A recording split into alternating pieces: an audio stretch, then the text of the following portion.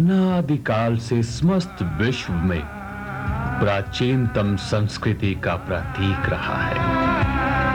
भारतवर्ष युगों युगांतरों से अपने सीने में गौरवमय इतिहास को संजोए हुए है।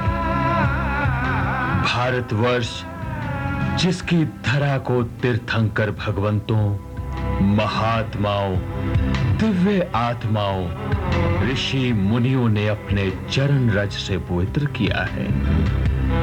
इसके इतिहास के स्वर्णिम पन्नों पर अपने कर कमलों से अलौकिक वाणी में जन जन के कल्याण हेतु दैविक संदेश लिखा है। यही वो पवित्र धरा है जिस पर भगवान ऋषभ देव जी से लेकर भगवान महावीर स्वामी तक 24 तीर्थंकर हुए। भगवान महावीर ने जो जनवाणी दी वो सदा से है, वो सत्य है और उसी वाणी को जनता तक प्रसार हेतु मानव जीवन के कल्याण एवं आत्मिक उत्थान के लिए विभिन्न आचार्यों, ऋषियों, मुनियों ने जैन दीक्षा को अंगीकार कर यहाँ अपना आत्मिक उद्धार किया। वहीं जनवाणी का प्रसार कर जन जन को उद्बोधित किया। इन्हीं ऋषियों, मुनियों, तपस्वियों की श्रृंखला में पंजाब की पावन धरा पर अवतरित हुए तप संयमी स्वामी रूपचंद जी महाराज। उनके श्री चरणों में उन्हीं के महान जीवन चरित्र पर आधारित यह चित्रांकन प्रस्तुत है।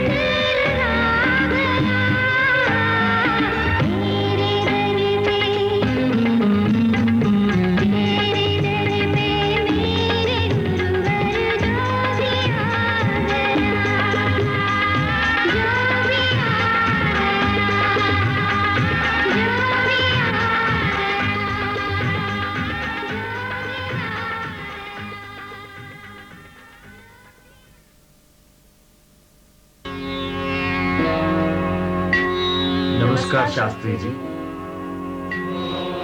खुश रहो। दर्शन कर लिए? दर्शन तो कर लिए शास्त्री जी, मगर आपसे एक बात पूछना चाहता हूँ। बैठिए।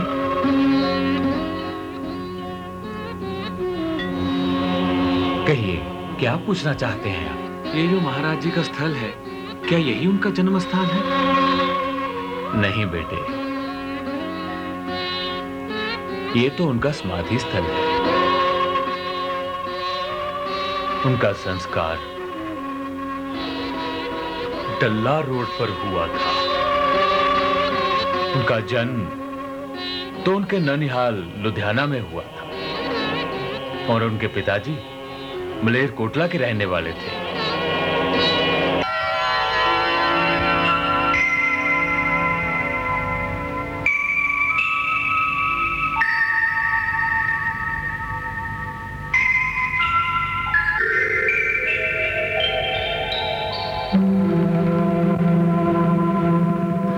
सुखिया, कितनी बार कह चुकी हूँ कि हाथ जल्दी से चलाओ। बीबी जी कर तो रहा हूँ। बहू और पोते के आने से पहले सारा काम निपटाना है।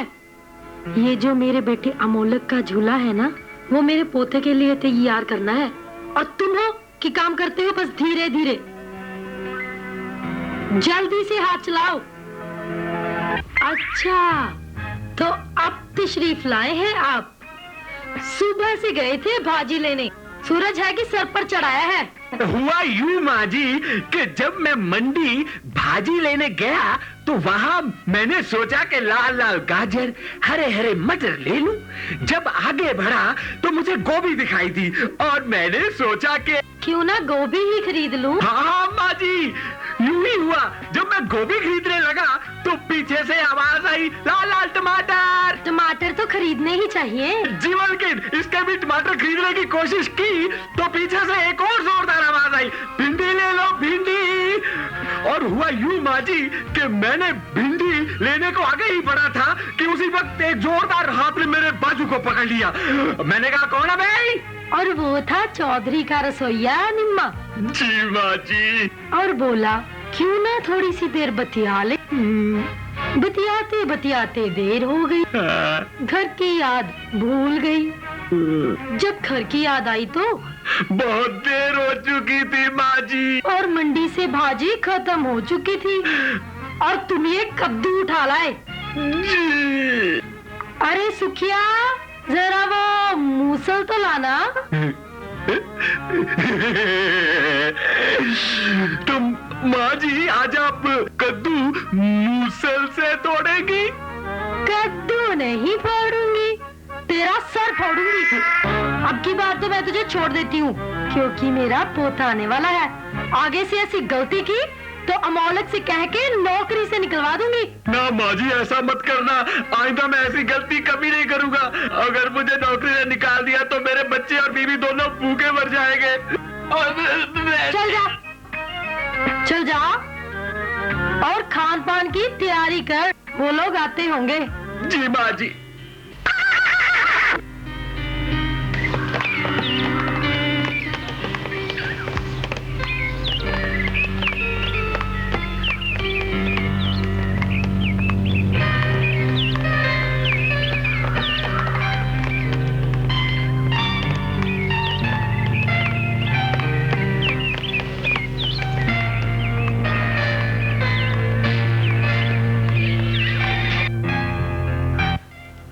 बस भैया।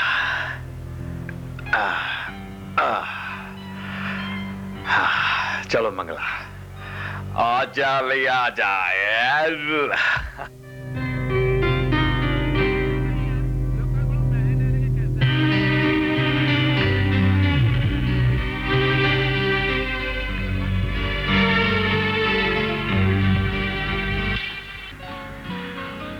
युग युग जियो, दूधो नहाओ पूतो फलो। अरे रुको रुको, पहले मुझे शगन तो कर लेने दो।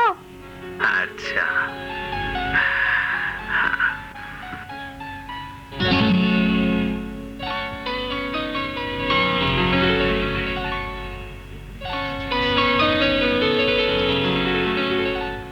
ला बहू, दे इसे जरा।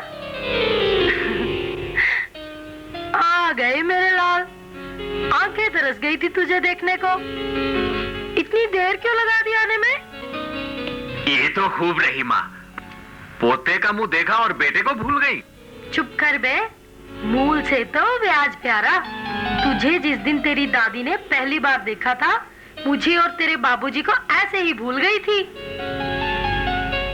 दादी पोते का तो मोह ही ऐसा होता है, क्यों बहू? हाँ माँ जी, बिल्कुल ठीक कह रही हैं। आप भी आते ही सासू माँ की तरफदारी करने लगी। और नहीं तो क्या तेरी तरफदारी करेगी? इस घर की लक्ष्मी है ये।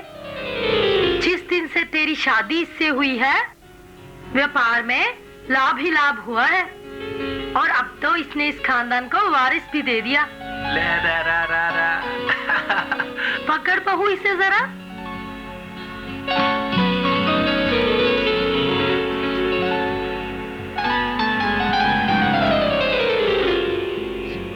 ये हार अपने पोते के लिए बनवाया है मैंने। रूपचंद, रूप तो बेटा ये पहन ले। अरे वाह भाई, दादी हो तो ऐसी। कितना सुंदर हार है।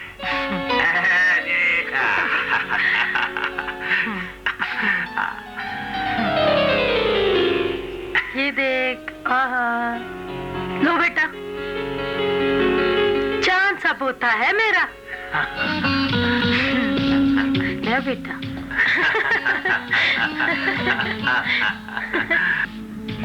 चलो बहू, अंदर चलते हैं। हाँ भैया, अंदर चलते हैं।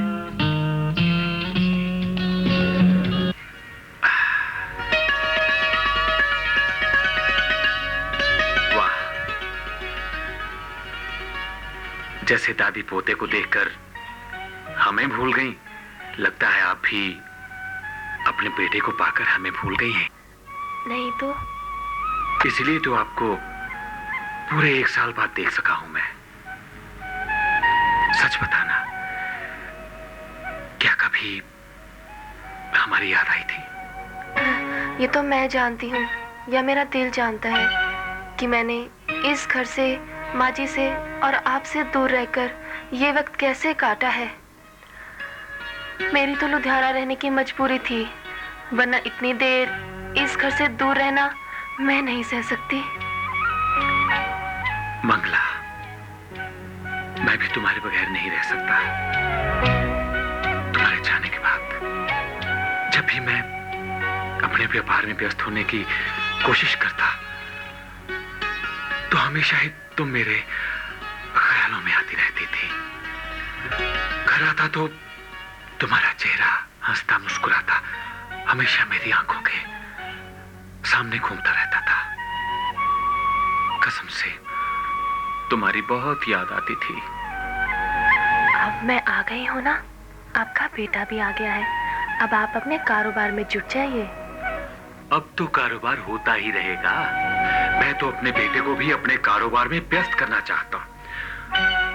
उसे बहुत बड़ा व्यापारी बनाना चाहता हूँ, बहुत बड़ा।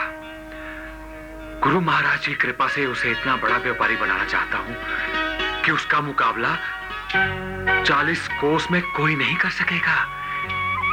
इतना कह देता हूँ मैं। अच्छा जी, अभी से सपने देखने शुरू कर दिए?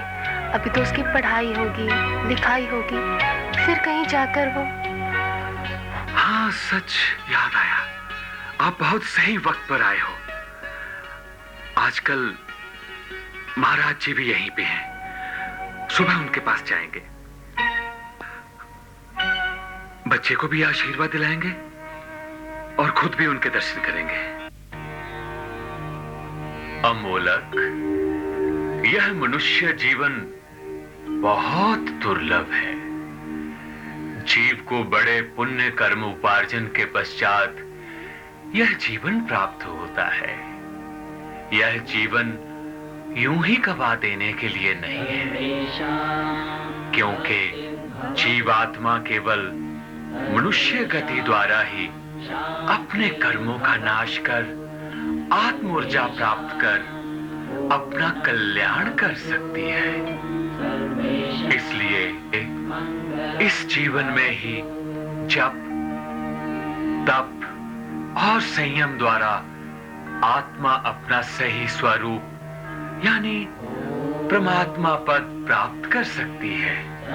यह बात मानव को सदैव ध्यान में रखनी चाहिए, सदैव। यही हमारा आज का प्रवचन है, इस बात को भूलना नहीं।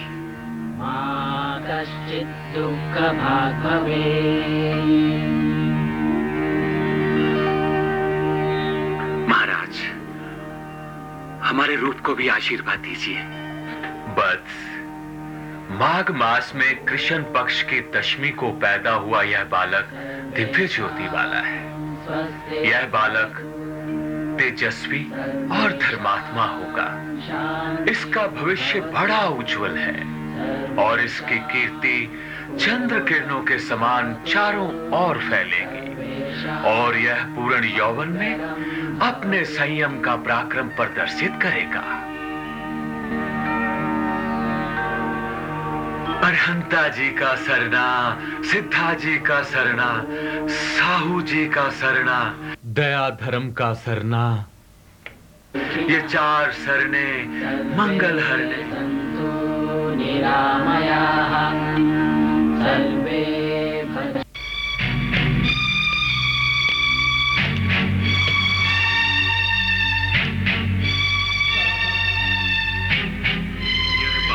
तेजस्वी और धर्मात्मा होगा।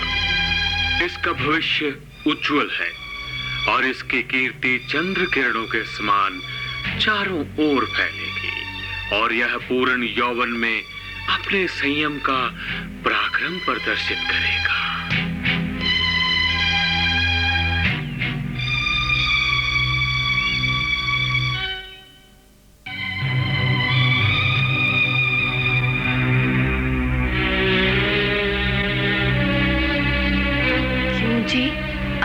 किस सोच विचार में डूबे हुए हैं?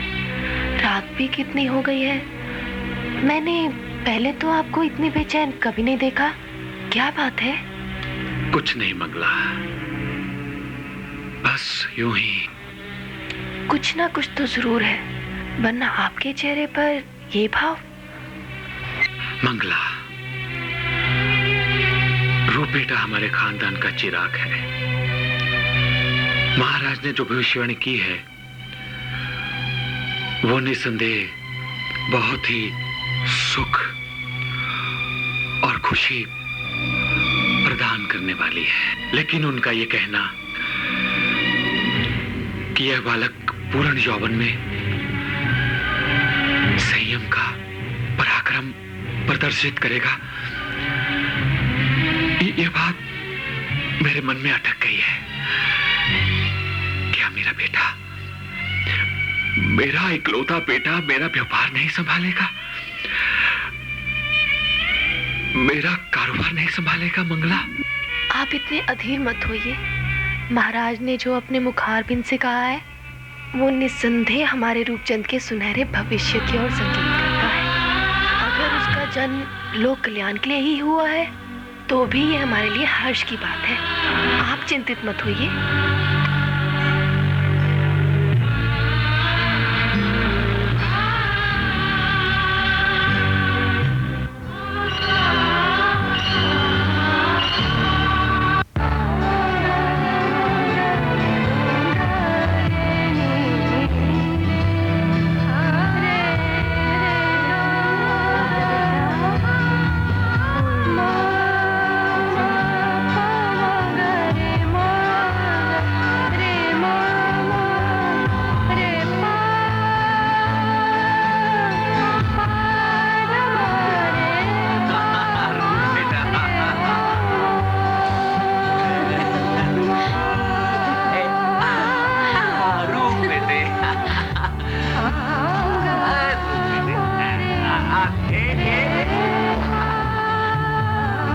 आजा मेरे बेटे, आजा आजा।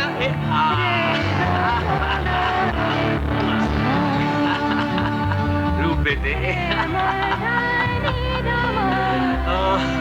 ओ देखो, यो देखो।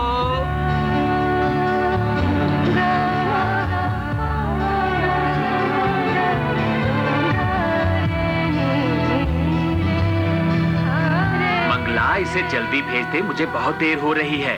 मुझे और भी बहुत काम है। आ गया। आजा आजा बेटे, आजा आजा मेरा लाल। तू पूरे 7 बरस का हो गया है, अब अकेला पाठशाला भी नहीं जा सकता। चल चल तेरे को छोड़ता।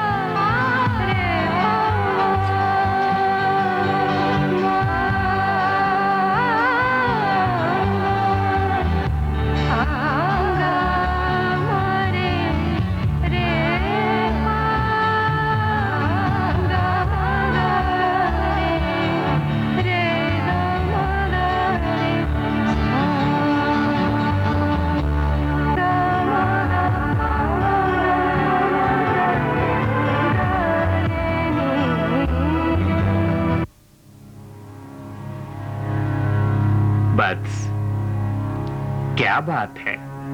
मन में कुछ शंका है? कुछ पूछना चाहते हो? पूछो, संकोच मत करो।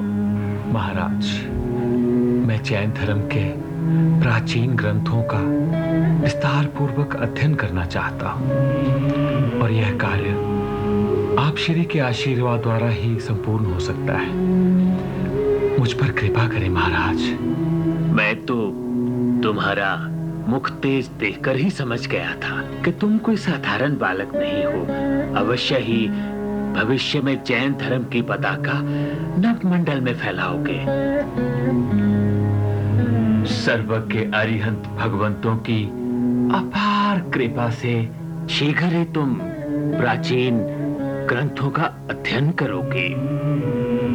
मैं तुम्हें कुछ किताबें देता हूं, इनका अध्ययन मनन शुरू करो।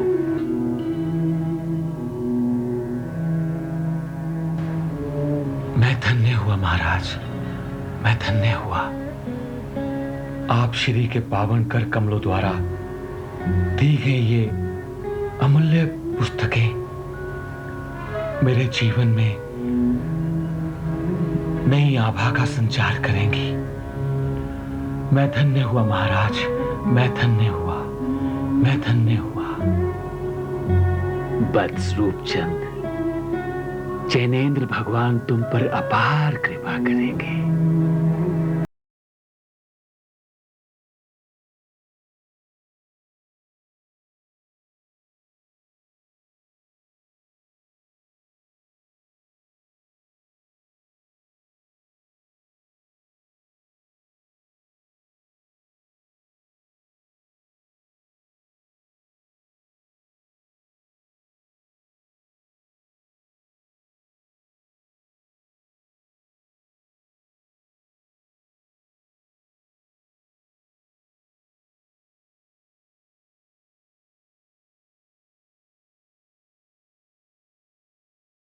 पूज्यपाद स्वामी नंदलाल जी महाराज के सानिध्य में आपकी धार्मिक शिक्षा प्रारंभ हो गई। थोड़े ही समय में आपने सामायिक, प्रतिक्रमण, शब्द और थोकड़े कंठस्थ कर लिए। 1880 संवत में आपकी प्रारंभिक शिक्षा समाप्त हो गई और आपने सच्चे जैन धर्म का अनुसरण करते हुए चिंतन मनन और व्रत रखना प्रारंभ कर दिया। इसके साथ साथ ही आप अपने पिताजी के साथ व्यापार के कार्य में भी निपुण हो गए।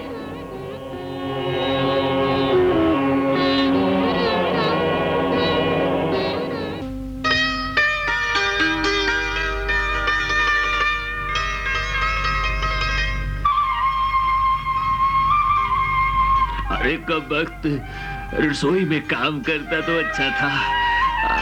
कहाँ फंस गया मैं।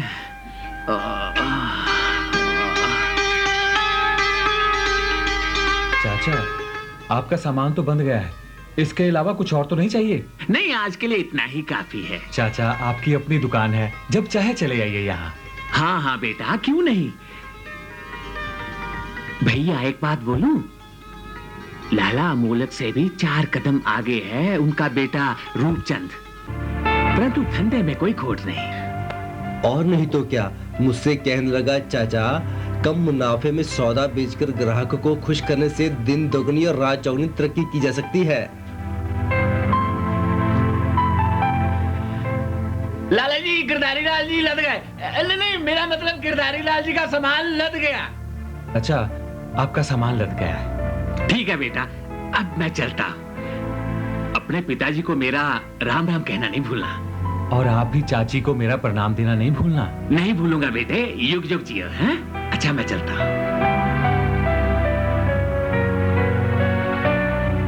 लो लाला जी आई गए। लाला जी राम राम। मैंने तो सोचा था आज आपसे मुलाकात होगी ही नहीं। होगी क्यों नहीं गिरधारी लाल जी, बेटा रूपचंद तो यही था। और सुनाइए। लाला जी सब ठीक ठाक है।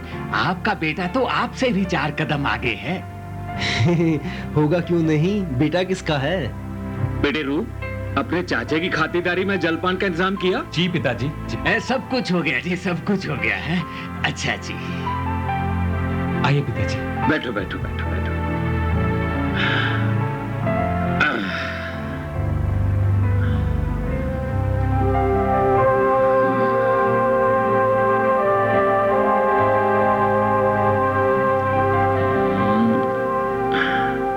अच्छा, यह ठीक है। रूप बेटे। जी पिताजी। महाराज रामलाल जी स्थानक में विराजे हुए हैं। चलो आज उनके दर्शन करके आते हैं। पिताजी, ये तो बहुत अच्छी बात है। मैं अभी ये बही खाता समेट देता हूँ। रोलिया, अभी आया। जी मालिक। आज दुकान बंद करके तुम चाबी घर पर दे देना। हम लोग जा रहे हैं। चलो बेटे चलते हैं। चिंता मत कीजिए मालिक, मैं चाबी शाम को घर पहुंचा दूंगा। वनस्पति काय में भी जीवन है, इसमें विस्मय की बात नहीं है। हाँ हाँ, वनस्पति में भी जीवन है। पृथ्वी के प्रत्येक जीव की भांति, प्रत्येक जीवित प्राणी की भांति उनमें भी चेतना है। उन्हीं की भांति उन्हें भी सुख दुख का एहसास होता है। उन्हें प्यार से सहलाओ, वो सुखी होते हैं। उन्हें क्रूरता से काटो, ये दुखी होते हैं। इसलिए बंधुओं, आज वचन लीजिए कि वनस्पति काय की रक्षा प्रत्येक प्राणी का कर्तव्य है। हम वचन देते हैं कि आज से वनस्पति काय में सेब का त्याग करेंगे।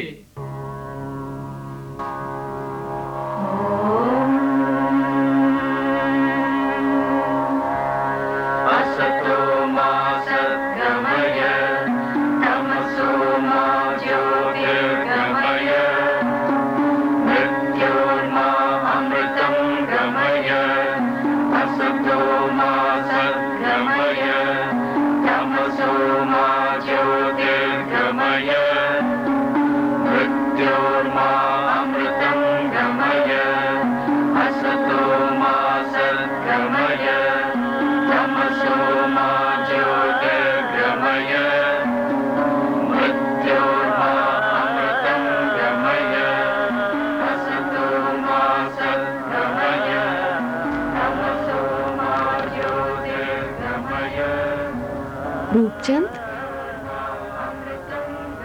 बेटा रूपचंद। जी माता जी। इतनी रात हो गई है, तुम अभी तक जाग रहे हो? माँ जी, बस यूं ही ये किताब पढ़ रहा था और पता ही नहीं चला कि इतनी रात हो गई। ऐसा क्या है इस किताब में जो मेरा बेटा अपनी सुध-बुध खो बैठा? जरा मैं भी तो सुनूं। माँ जी, इस किताब में लिखा है कि संसारिक जश और कीर्ति के अतिरिक्त इंसान का एक लक्ष्य और भी है। ये प्रसिद्धि और लोकप्रियता तो मात्र दिखावा है। अतः हमें जीवन के वास्तविक लक्ष्य की प्राप्ति के लिए प्रयत्नशील रहना चाहिए। आय व्यय, कला कौशल, श्रम जीविका द्वारा धन उपार्जन की प्राप्ति के लिए और जीवन का सुख दुख, ये सब जीवन के झंझट हैं। मृत्यु के पश्चात सब निरर्थक सिद्ध होंगे, सब निरर्थक सिद्ध होंगे।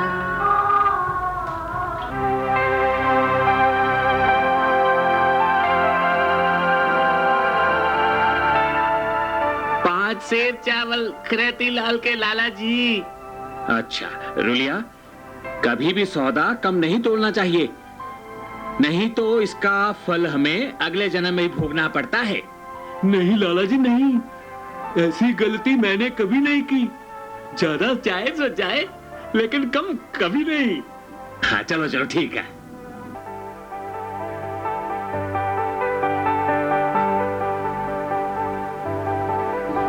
इस जन्म के कर्मों का फल हमें अपने अगले जन्म में जाके भुगतना पड़ता है। बेटा रूप, गिरधारी लाल जी का खाता किस पन्ने पे है? बेटे रूपचंद। जी पिताजी। किस सोच में डूबे हुए हो? पिताजी, मैं सोच रहा था कि ये जीवन तो एक छलावा मात्र है।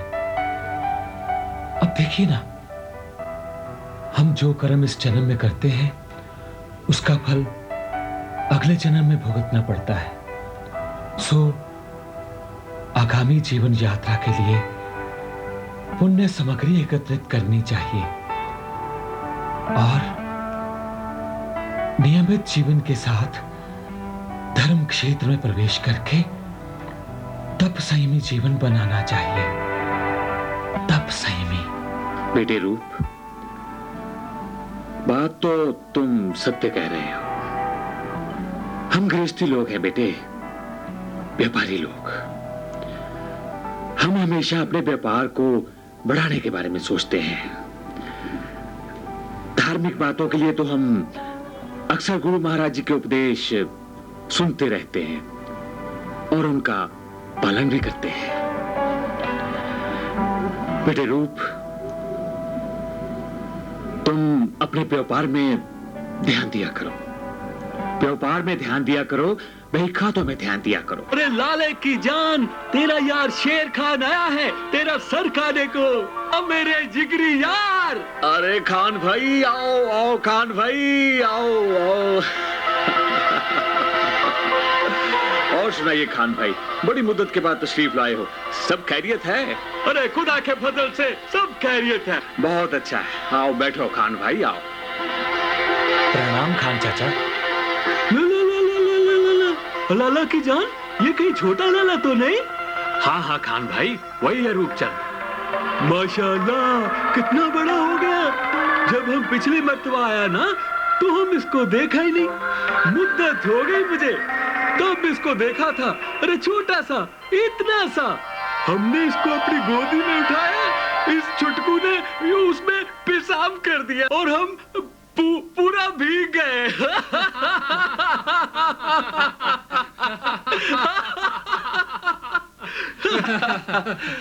लीजिए खान साहब। बल्ला बल्ला बल्ला लाला की जान, अरे हम अपना मुल्क से तुम्हारे लिए लाल लाल गोल गोल सेब लेके आए। अरे शेर खान, इन सब की क्या जरूरत थी? लाला की जान, जरूरत तुमको नहीं, जरूरत हमको था। हमारे दिल में जो तुम्हारे लिए प्यार है ना, उसको जरूरत था लाला की जान। हम जब काबुल से चला ना तो मन में एक ही ख्वाहिश था कि हम अपने लाला की जान से जरूर मिलेगा। हम अपना दोस्ती को हमेशा बंदगी करता। खान भाई, अरे लाला की जान, बल बल बल बल बल बल।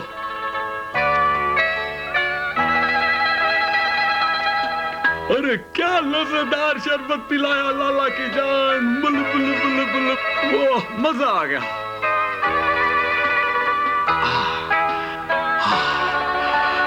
अच्छा लाला की जान, अब हम चलती। खान भाई, आज तो हमारे पास रुक जाते। अरे रुक तो जाती, लेकिन सुनाम में एक संदेशा देना है। अगर वो नहीं होता ना तो हम जरूर रुक जाती। अच्छा छोटे लाला, खुदा सलामत रखे। खुदा हाफिज। खान भाई, अपनी मनपसंद यहाँ की मिठाई तो लेते जाइए। अरे लाला की जान, तू अपना पुराना आदत आज तक नहीं भूला है। अच्छा लाला, खुदा हाफिज।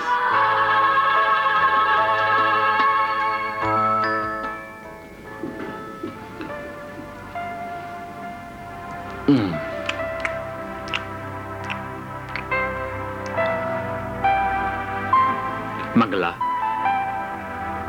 बहुत स्वादिष्ट भोजन बनाया है।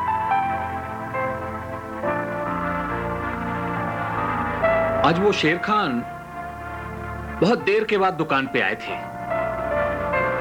ये वही पठान है ना जो पिछली बार पश्मीनी के शॉल उपहार में दे गए थे? आए थे तो बोलना था रुक कर जाते। हाँ, बोला तो था, अलबत्ता फलों का टोकरा देकर चले गए। बोल रहे थे कि फिर जल्दी आऊंगा। रूपचंद को मिलवाया? पहचान लिया उन्होंने? माँ, वो तो मुझे देखते ही पहचान गए और उन्होंने मुझे बहुत प्यार किया।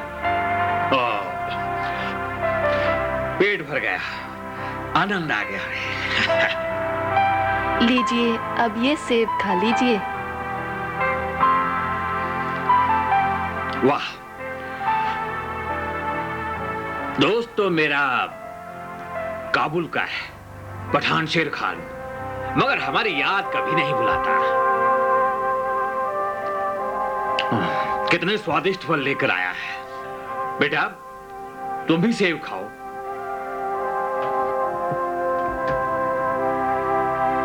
किस सोच में पड़ गए? पिताजी, आपने कल ही तो बृहस्पति काय में सेब का त्याग करने का व्रत लिया था और आज आप ये सेब खाने के लिए क्यों कह रहे हैं मुझे?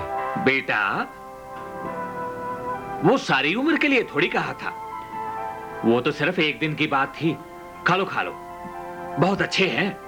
पिताजी, क्षमा चाहता हूं। जिस वस्तु का एक बार त्याग कर दिया जाता है उसे दोबारा ग्रहण नहीं किया जा सकता। क्या? त्यागी हुई वस्तु को ग्रहण करना कदापि उचित नहीं है पिताजी। इसलिए मैं सेब को जीवन पर्यंत ग्रहण नहीं करूंगा पिताजी।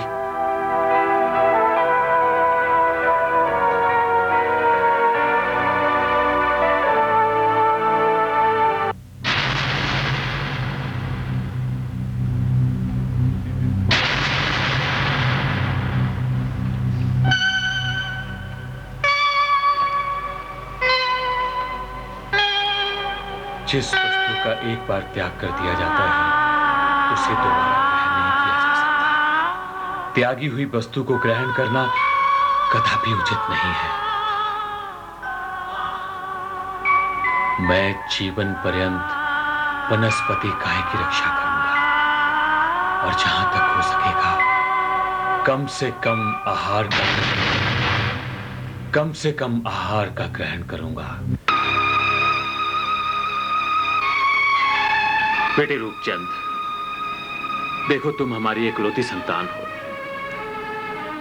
बेटे, हम व्यापारी लोग हैं, हम हमेशा अपने व्यापार के बारे में सोचते हैं। दरअसल इस सब की व्यवस्था समाज ने शायद हमारे कंधों पर रख छोड़ी है। यह ऐसे नहीं है बेटे, पता नहीं कितनी सदियों से या तब से जब से इस धरती पर सभ्यता का आगाज हुआ तभी से शायद। तुम सोच रहे होंगे कि मैं भी ये कौन सी कहानियां शुरू कर दे। सच्चाई तो ये है बेटे कि हमें तुम्हारा इस तरह अकेले रहना, चिंतन करना, व्रत रखना सब कुछ अजीब सा लगता है। गृहस्थियों के लिए इतना त्याग, वैराग्य अच्छा नहीं होता बेटे। इस प्रकार संसारिक धंधे नहीं चलते बेटे। बेटे, अब जाओ, रात बहुत हो गई है, जाओ अब सो जाओ।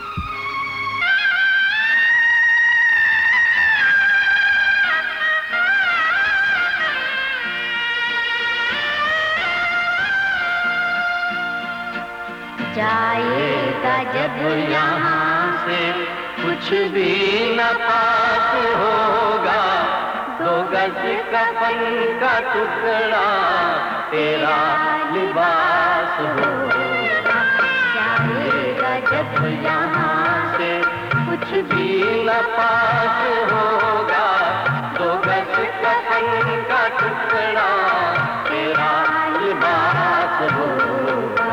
जाएगा जब यहाँ से।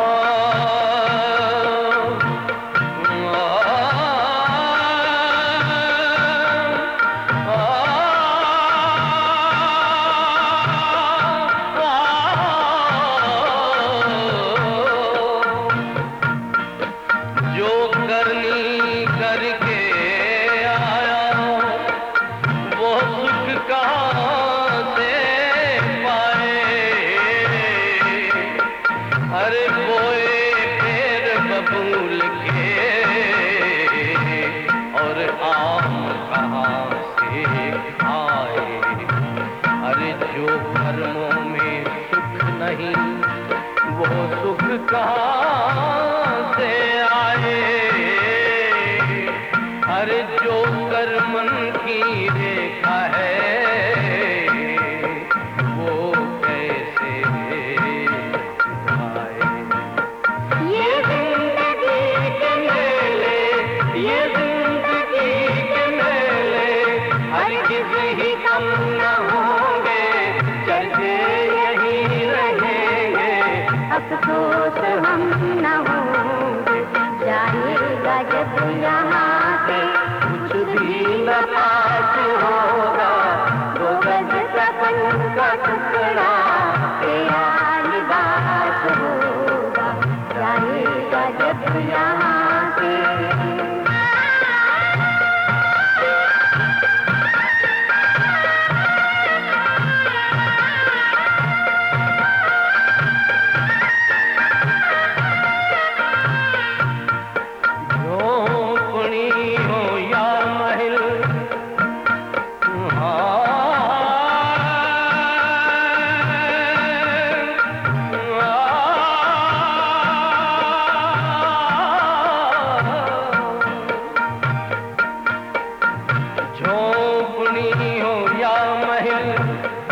सब 4 दिन की बात है,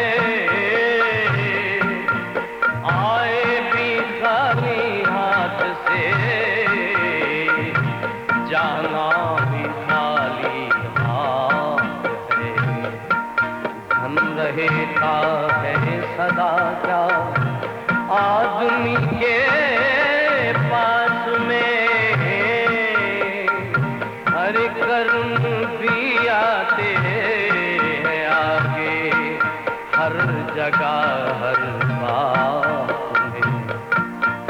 ये जिंदगी के मेले, ये जिंदगी के मेले हर किसी ही कम न होंगे, चलते यही रहेंगे, अफसोस हम न होंगे, जाएगा जब यहाँ से।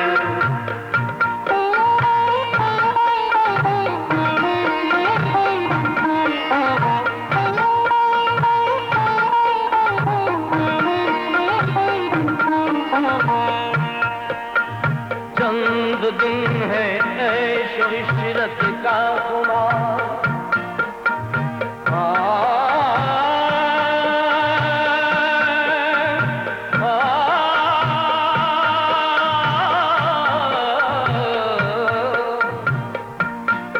चंद दिन है ऐशो इशरत का खुमार, मौत की तुरजी नशा देगी उतार, अरे जब उठाएंगे जनाजा मिलके यार, हाथ मल मल के रोएगा बार बार। किस लिए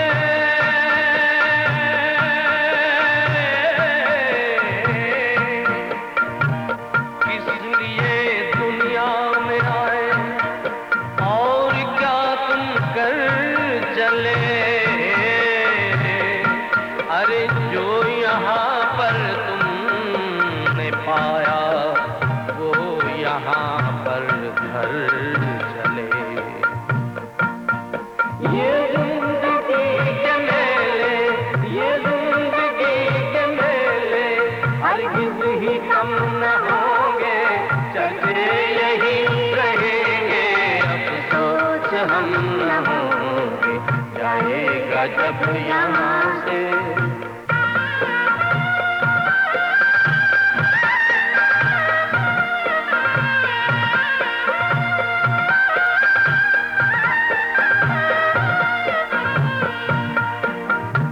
धन सिकंदर ने जमा,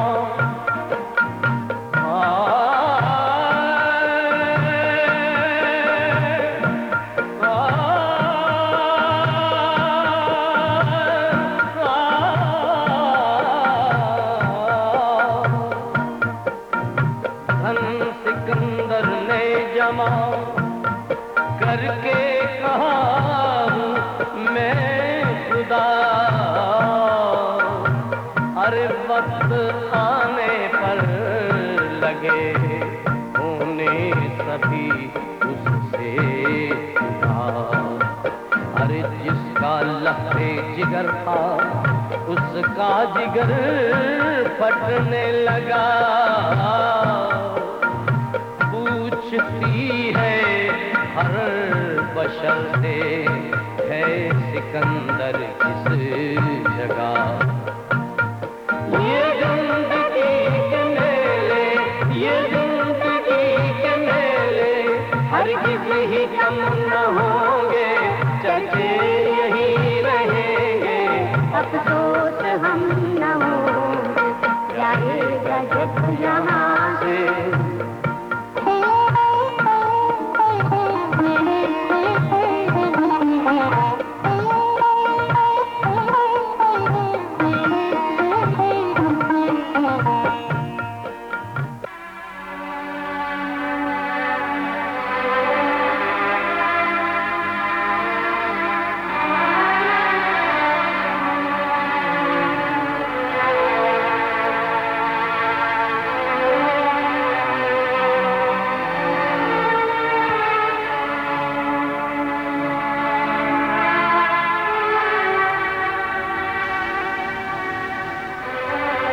क्यों जी, आप बड़े परेशान लग रहे हैं, क्या बात है?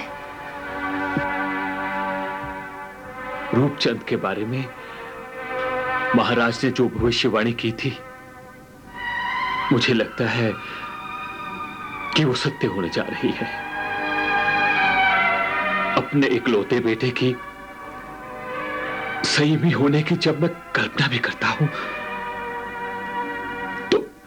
तो मेरा मन बैठने लगता है।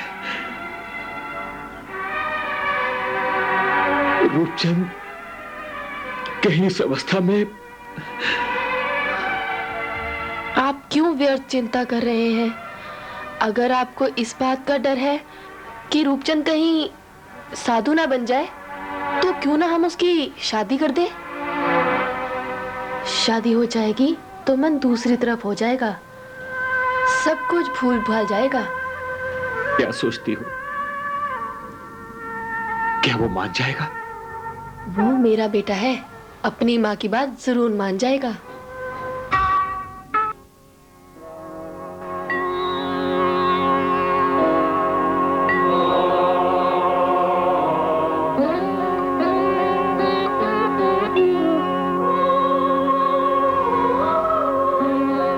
मथेन वंदामी। आओ बस। महाराज, आहार लेने के लिए सेवक के घर पधारिए। अवश्य रूपचंद। हाँ, कुछ देर में कोई अच्छा सहचारी मुनि जंगल से आ जाए तो तुम्हारे घर आहार लेने के लिए जरूर चलेंगे। महाराज, आप अभी क्यों नहीं चलते? हमारा घर यहीं पास ही तो है। रूपचंद, जैन धर्म में नियम अनुसार जैन साधु का बिना किसी कारण और असमय किसी श्रावक के घर जाना कदापि उचित नहीं है। जैन साधु का जीवन तो मर्यादा और संयम में रहते हुए अपने अपने आत्मा के कल्याण के लिए है, तप करने के लिए है, स्वाध्याय के लिए है और चिन्हवाणी का प्रचार प्रसार करने के लिए है। वैसे तो वत्स, श्रावक को भी जहां तक हो सके उसका पालन करना चाहिए। रूपचंद, युवावस्था में संपूर्ण ब्रह्मचर्य व्रत का पालन करते हुए, स्वाध्याय में लीन रहते हुए तुम्हें धर्म में पूरी आस्था और श्रद्धा रखनी चाहिए। इसी में तुम्हारी जीव आत्मा का कल्याण हो सकता है और साथ ही सभी तरह के दुखों से विमुक्ति हो सकती है। महाराज, मैंने आपका प्रवचन सुना, मैं धन्य हुआ और अपने भविष्य के प्रति जो भी शंका थी वो भी आज समाप्त हो गई है। महाराज, मैं आपके समक्ष यह प्रतिज्ञा करता हूं कि मैं आप श्री का अनुसरण करते हुए आजीवन ब्रह्मचर्य व्रत का पालन करूंगा मुझे आशीर्वाद दीजिए महाराज। मैं भीष्म प्रतिज्ञा करता हूं कि जीवन पर्यंत ब्रह्मचर्य व्रत का पालन करूंगा। जीवन पर्यंत, जीवन पर्यंत, जीवन पर्यंत, जीवन पर्यंत। मेरी समझ में यह नहीं आया कि उसे भीष्म प्रतिज्ञा करने की क्या जरूरत आन पड़ी थी। मेरे बार बार समझाने पर भी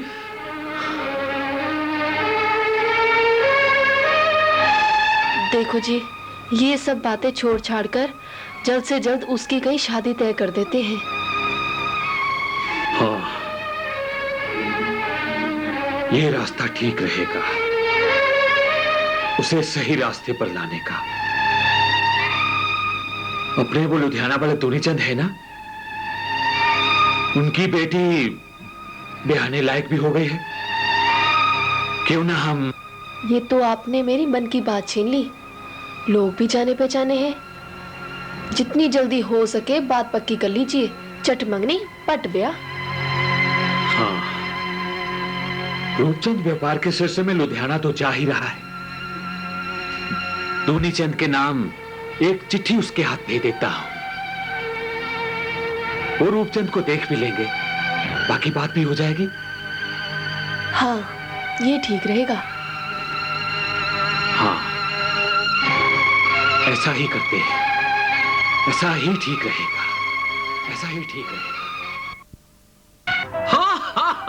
दूनीचंद जी, आपने भी खूब कही। हमारा तो स्वभाव भी ऐसा है, जहाँ पे जाते हैं वैसे ही हो जाते हैं। वो तो ठीक है, बातें ही करते रहोगे, प्रवचन सुनने नहीं चलना। अरे भाग्यवान, मैं तो भूल ही गया था। चलिए दूनीचंद जी, प्रवचन सुनने के लिए चलते हैं। चलो सावित्री। मामा जी। आओ बेटा रूपचंद। पाँव लागू मामा जी, पाँव लागू मामी जी। खुश रहो बेटे। बेटा बैठो। वाह मामा जी वाह, मुझे बैठने के लिए बोल रहे हैं और आप खुद कहीं और जा रहे हैं। नाती को देखकर ही भाग खड़े हुए। कहीं घी शक्कर ना खिलाना पड़ जाए, इसीलिए घर ही छोड़कर जा रहे हैं। भाई, ये बरखुरदार कौन है? सेठी, ये मेरा भांजा है रूपचंद, मलेरकोटला से। मलेरकोटला से? वो अपने अमोलक राय जी का बेटा? जी हाँ। कहो बेटा, अमोलक राय जी कैसे है? जी सब कुशल मंगल है। बेटा, ये हमारे परम प्रिय मित्र हैं, सेठ दूनीचंद जी। ओह, तो आप ही सेठ दूनीचंद जी हैं। अच्छा अच्छा अच्छा, ये तो बहुत अच्छा हुआ आप यहीं मिल गए। मैं आप ही की तरफ आने वाला था। आपसे मिलकर बहुत खुशी हुई। पिताजी ने आपके लिए ये खत भेजा है। अमोलक जी को हमारी याद कैसे आ गई बेटे?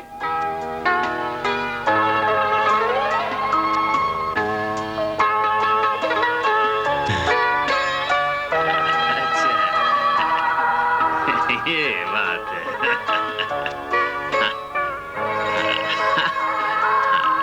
शायद कोई सामान मंगवाया है। मैं कल ही वापस जा रहा हूँ, कहिए कब लेने आऊं? देखो बेटा, ये सामान इतनी जल्दी नहीं भेजा जा सकता। अलबत्ता वो भी हमारे पास ही रहेगा। जब तुम्हारे पिताजी और 100-200 लोगों को तुम्हारे साथ लेके आएंगे ना, तब वो सामान तुम लेके जाना। अपने बाप से कहना मैं कोई एतराज नहीं है। अरे बाप रे, इतना बड़ा सामान? पिताजी, मैं और इतने सारे लोग आएंगे? बुद्धू, इतनी सी बात नहीं समझे। कोई बात नहीं, धीरे धीरे सब समझ जाएगा। आओ चलें। मामा जी, अगर आपको कोई एतराज ना हो तो मैं स्थानक जाकर गुरु रामलाल जी के दर्शन कर आऊं? अरे एतराज क्या, हम भी तो वहीं जा रहे हैं। चलो मामा जी। दर्शन ज्ञान चरित्र आत्मा के भाव है। साधक की यात्रा दर्शन ज्ञान चरित्र से प्रारंभ होकर इन्हीं तीनों की पूर्णता से समाप्त होती है। आत्म स्वरूप की प्रतीति ही दर्शन है, स्वरूप का बोध ज्ञान है तथा स्वयं में स्वयं की प्रतिष्ठा ही चरित्र है। मैं कौन हूँ, यह बोध ही ज्ञान है। निराकार स्वरूप का ज्ञान ही व्यक्ति को चरित्र की ओर ले जाता है।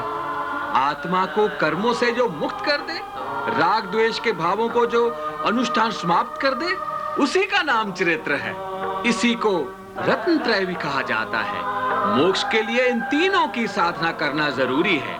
देव गुरु को जो बंधन किया जाता है, वो आत्मा के इन्हीं गुणों को किया जाता है।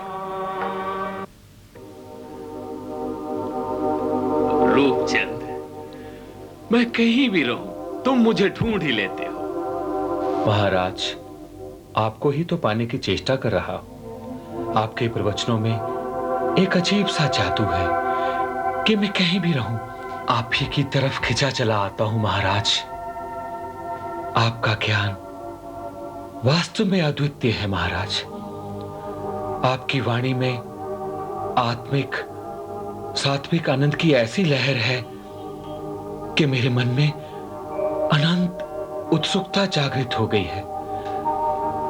महाराज, आपके द्वारा ही तो मुझे आत्मा, कर्म, ईश्वर और जगत जैसे जटिल प्रश्नों का उत्तर मिला है। महाराज, आप ही ने तो मेरा तत्व विवेचन और धर्म निष्ठा का मार्ग प्रशस्त किया है। महाराज, तभी तो मैंने तपो में सत्य के मार्ग पर चलने का निश्चय कर लिया है। महाराज, रूपचंद, तुम्हारी बातें सुनकर मैं भी असमंजस में फंस गया हूं।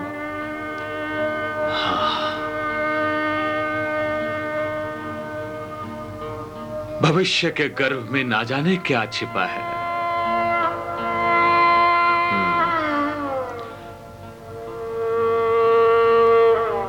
मैं तुम्हें आशीर्वाद देता हूं कि सत्यनिष्ठा से जो भी मार्ग चुनो उसमें तुम्हें सफलता मिले।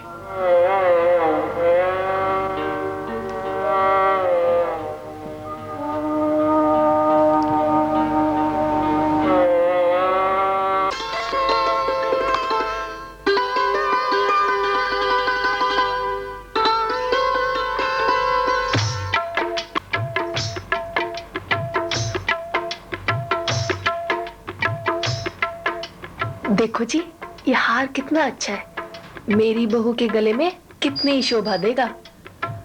मैं अपने बेटे की शादी में कोई कसर नहीं छोड़ूंगी। हाँ, बात तो तुम्हारी ठीक है भाग्यवान, मगर अपने साहिबजादे से ही पूछा है कि नहीं? उसकी क्या मर्जी है? उसकी मर्जी वर्जी छोड़ो, वो हमारे कहने से बाहर थोड़ी ना जाएगा।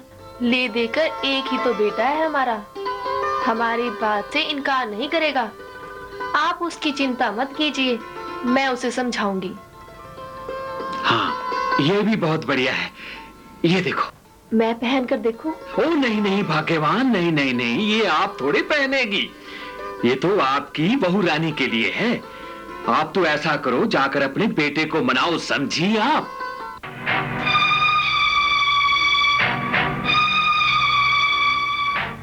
मां, आपकी आज्ञा का पालन करना मैं अपना कर्तव्य समझता हूं, लेकिन कुछ नहीं। मेरे दिल में जो तुम्हारी शादी का दिन देखने का, इस घर में बहू लाने का जो अरमान था, क्या तो चाहता है कि मेरे वो सब सपने, अरमान? नहीं मां, मैं आप लोगों को कोई कष्ट नहीं पहुंचाना चाहता। मैं ब्रह्मचर्य व्रतधारी हूं, शादी ब्याह के बारे में मैं सोच भी नहीं सकता मां। लेकिन हमने जो तुम्हारी शादी की तैयारियां की हैं, उसका क्या होगा? वो जो मैंने भीष्म प्रतिज्ञा की है, उसका क्या होगा? कभी सोचा है आपने? रूप बेटे। मां, मैं आजीवन ब्रह्मचारी रहने के लिए वचनबद्ध हूं। अतः शादी के बारे में मुझे क्षमा करें। जानबूझकर अपने बेटे को भाड़ में क्यों झोंकना चाहती हैं आप?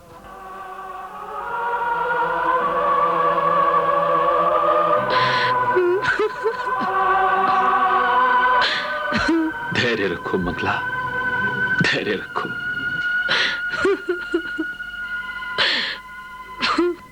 रूप बेटे, आपके अपने माँ बाप के बारे में भी तो कोई कर्तव्य बनते हैं, इसीलिए तो इस संसार के लिए भी तो मेरे कोई कर्तव्य बनते हैं, उनको भी तो पूरा करना है। मैंने तो अविनाशी सत्य और एकाग्रता के नियमानुसार जीवन व्यतीत करने का फैसला कर लिया है। संसार के क्षण भंगुर यश वैभव कुछ भी नहीं है। असली मार्ग तो सत्य का मार्ग है और मैं उसे अपनाकर ही रहूंगा। मंगला, अब हम शायद इसे नहीं रोक सकते, महाराज की भविष्यवाणी की एक एक बात सत्य हो रही है। इसकी ओजस्वी किरणों ने अगर इस संसार को रोशन करना है तो हम इसे अपने घर की दीवारों में कैद करने वाले कौन होते हैं? यह तो हमारे लिए फख्र की बात है कि इस पवित्र दिव्य ज्योति ने हमारे कुल का नाम रोशन करना है। बेटे रूप, हम तुम्हारे मार्ग में कोई बाधा नहीं डालेंगे। हम खुशी खुशी तुम्हारे संजीवी बनने में तुम्हारी सहायता करेंगे। तुम जो चाहो वही करो।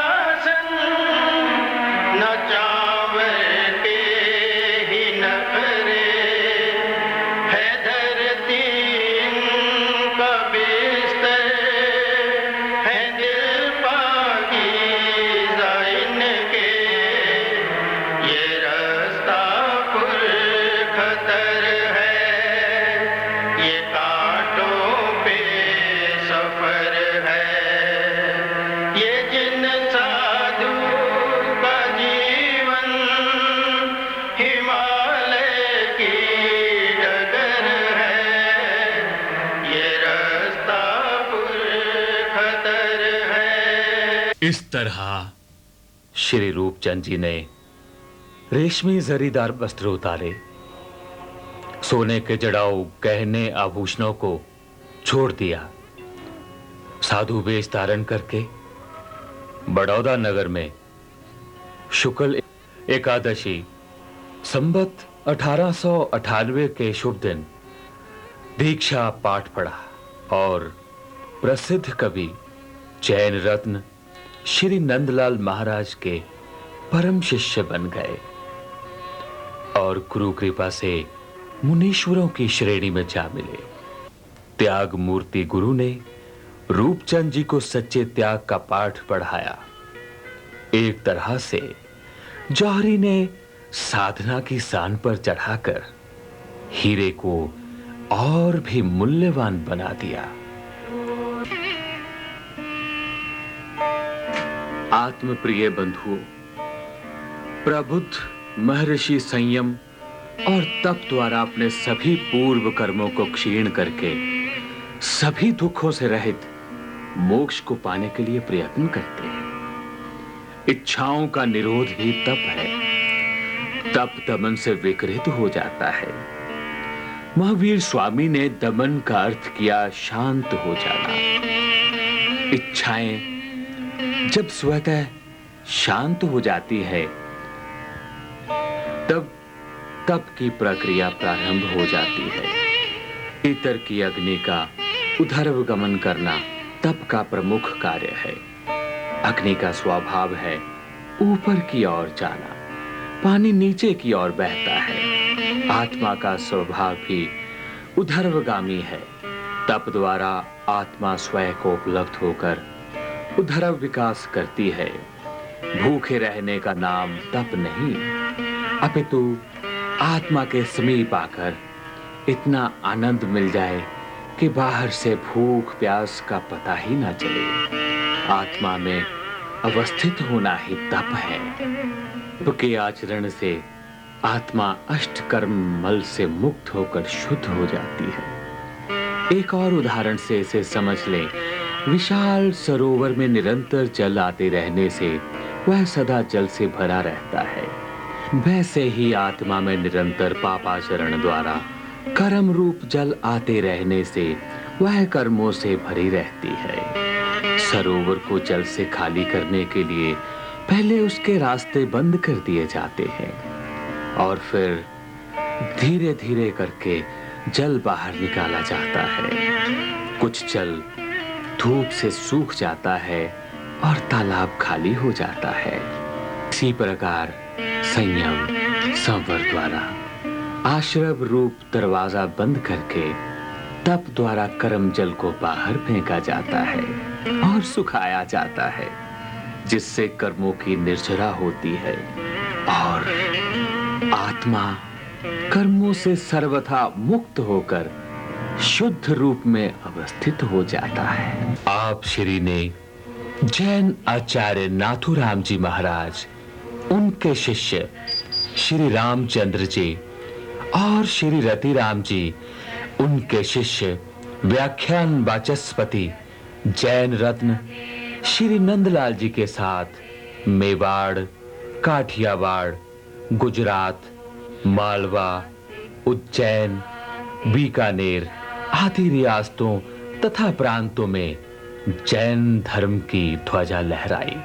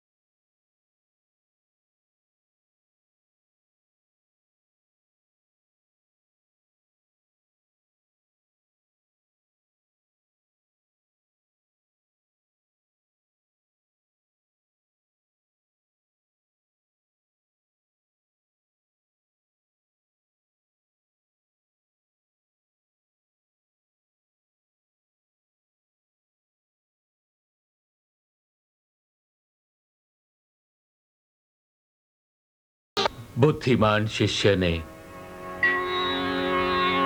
ज्ञान स्वरूप गुरु के साधना में गुणों और पवित्र विचारों को पूर्ण रूप से अपना लिया और गुरुदेव का अनुसरण करते हुए रूपचंद की विचारधारा और सब प्रयत्न आत्मोन्नति के लिए समर्पित हो गए। अध्यात्म पथ के पड़ाव समाप्त होते गए। तब सतेज प्रकाशित होने लगा। रोहतक, झज्जर, फर्रुखाबाद, पटौदी, रिवाड़ी होते हुए आप अलवर पहुंचे। पहला चातुर्मास यहीं पर किया गया। इसके बाद गुरुदेव के साथ विहार करते झरका, गुड़गांव होते हुए दिल्ली में अल्प निवास किया। यहाँ पर मुनि रूपचंद जी ने ऐसा व्याख्यान दिया जिसने सबको अपनी ओर आकर्षित कर लिया। जन समूह आपकी प्रशंसा करने लगा। प्राणी अनंत है, जिसमें प्राणों का संचार है या गति है, वह प्राणी कहलाता है या जीव कहलाता है। सभी प्राणी सुख चाहते हैं, छोटे से छोटे जंतु से लेकर एक हाथी तक। सभी प्राणी, मनुष्य और देव दानव, इन सब की स्वाभाविक इच्छा सुख और आनंद प्राप्त करने की है। इसलिए वे इसकी प्राप्ति के उद्योग में जुटे रहते हैं। लेकिन विवेक बुद्धि के उदय के बिना वे उसमें भी विभ्रम को प्राप्त होते हैं। सुख दो प्रकार से प्राप्त होता है, एक भौतिक साधनों की संपत्ति में और भोग की कल्पना में सुख मानते हैं। पर यह सुख सुख नहीं, सुख आभास है, यह पराधीन है, इसको काम कहते हैं। दूसरी प्रकार का सुख आध्यात्मिक गुणों की प्राप्ति से मिलता है, यह सुख स्वाधीन है और इसको मोक्ष कहते हैं। काम और मोक्ष दो ही पुरुषार्थ हैं, क्योंकि इनके अतिरिक्त और कोई वस्तु प्राणी वर्ग के लिए मुख्य साध्य नहीं है। पुरुषार्थों में अर्थ और धर्म की गिनती है। अर्थ ही काम का और धर्म ही मोक्ष का प्रधान साधन है।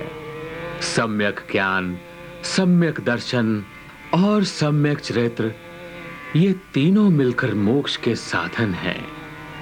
कर्म बंध और कर्म बंध के कारणों का अभाव होकर आत्मिक विकास के परिपूर्ण होने का नाम मोक्ष है।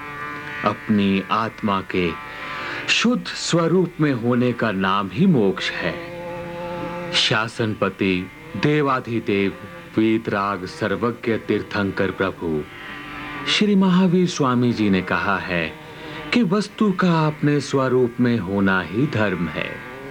धर्म एक ही है, वो है अपनी आत्मा का शुद्ध स्वरूप में होना। अपनी आत्मा की शुद्ध स्वरूप को प्राप्त करने के लिए जो जो साधन अपनाए जाते हैं, वो धर्म के ही साधन हैं। धर्म के साधन होने के कारण वे भी धर्म ही हैं। आज के युग में धर्म के नाम पर जो अलग अलग संगठन बने हुए हैं, वे वास्तव में धर्म नहीं, वे संप्रदाय हैं। जब एक ही उद्देश्य की प्राप्ति के लिए प्राणी समूह एक ही काल में इकट्ठे होकर चलना शुरू करते हैं, तो वह संगठन या संप्रदाय कहलाता है। द्रव्य, क्षेत्र, काल और भावों के अनुसार धर्म को प्राप्त करने के साधन एक जैसे नहीं मिलते, तो साधनों के विविधता के कारण विभिन्न काल में विभिन्न संप्रदायों का जन्म हो जाता है। वस्तुतः संप्रदाय की अपने आप में कोई महत्वता नहीं है। महत्वपूर्ण है अपनी आत्मा को शुद्ध स्वरूप में प्राप्त करना। इसलिए संप्रदायों के मोह में न पड़ते हुए हमें आपस में मिलकर प्रेम पूर्वक, क्षमा, विनय और सरलता से संतुष्टि भाव रखते हुए अपनी शुद्ध स्वरूप को प्राप्त करने के लिए प्रयत्नशील रहना चाहिए, जिससे हम सच्चा सुख प्राप्त कर सकें। संप्रदायों और संगठनों के मोह में पड़कर वस्तुतः हम धर्म को नहीं बल्कि अधर्म को प्राप्त हो रहे हैं। प्रणाम गुरुदेव। बस तुम्हारे प्रवचनों ने तो लोगों को मंत्रमुग्ध कर दिया है। रूपचंद, विद्वता एवं प्रभावशीलता की दृष्टि से तुम्हारा ये व्याख्यान सब लोगों के लिए आकर्षण का विषय बन गया है। तुम्हारे जैसा शिष्य पाकर मुझे बहुत हर्ष हो रहा है। महाराज, ये सब तो आप श्री की कृपा दृष्टि का ही फल है। मगर गुरुदेव, मुझे ऐसा लगता है कि मुझे अभी ज्ञानोपार्जन और विद्याभ्यास की आवश्यकता है। इसलिए खोआ ग्राम में चातुर्मास का सारा समय सूत्रों के स्वाध्याय और उनका मनन करने में ही व्यतीत करना चाहता हूँ। मुझे आज्ञा दीजिए गुरुदेव। ठीक है वत्स।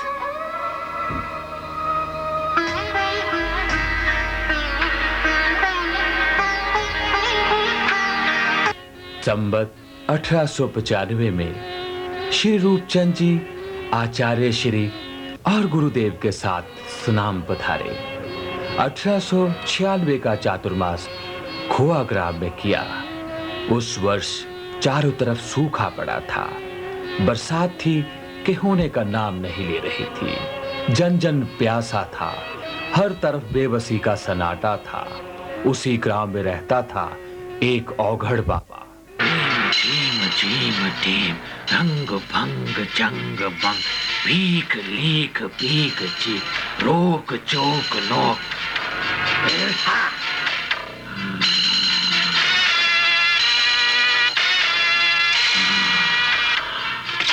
देवा महाराज, गांव में एक मुंह बांधा साधु आया है। सारा गांव उसके पीछे लगा है। मुंह बांधा साधु आया है। रंग चंग मंग नंग लेख मेख देख नेक डेग चेग देग धम। महाराज ओ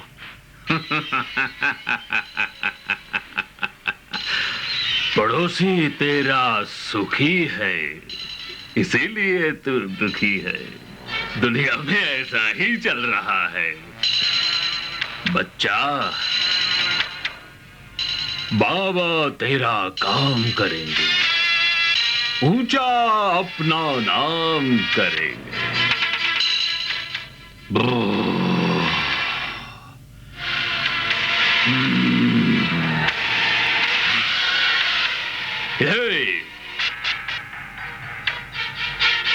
ये राख ले जा, उसके दरवाजे पर छिटक देना।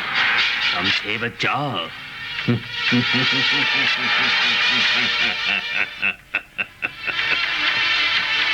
हम काली के उपासक हैं। मर जाएगा वो बंदा जो राख चिमेरी पार करेगा। दुश्मन तेरा दुश्मन तेरा है दुश्मन मेरा। मूर्ख अपने प्राण हरे। धम। जाओ जाओ। रंग भंग चंग दंग टीम टीम टीम टीम। रंग भंग चंग भंग डिंग बिंग चिंग टिंग। ओ बाबा, हमने पहले भी कहा था कि हमारी भूमि से अपना डेरा उठा लो। क्यों अपनी जान के दुश्मन बने हुए हो? ये भूमि हमारी माँ है। इस पर हम हल चलाएंगे, अन्न पैदा करेंगे और अपने बच्चों का पालन करेंगे। चलो भागो यहाँ से। कल सुबह तक कपड़ा बोरिया बिस्तर यहाँ से समेट लो और चलते बढ़ो यहाँ से। ऑबिल सिंह,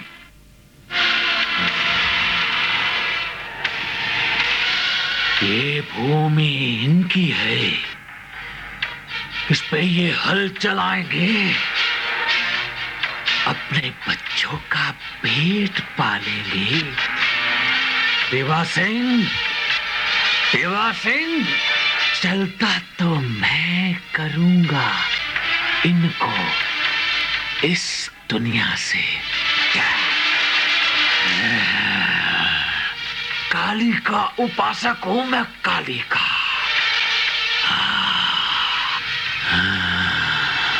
लूंगा इसका बदला, बाबा जरूर लेगा। इसका बदला बाबा जरूर लेगा। हाँ, प्रतिशोध। देवा, आज की रात तू मेरा प्रतिशोध देखना, बाबा का प्रतिशोध देखना। अपने बच्चों को पालेंगे। ये धरा इनकी नहीं, ये बाबा की है।